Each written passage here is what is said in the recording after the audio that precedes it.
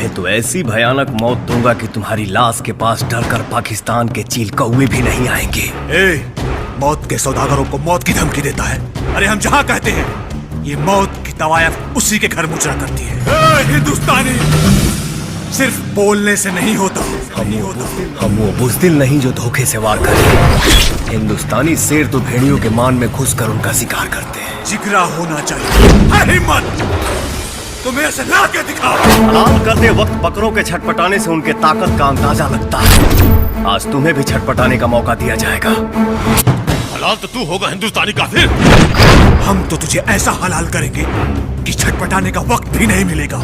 शायद तुझे मेरी ताकत का अंदाजा नहीं। पाकिस्तान का बच्चा बच्चा हमारी जान बचाने यहाँ आएगा। आवाज मुंह से निकाला कि पिछवाड़े से या पूरा पाकिस्तान बहरा हो गया है।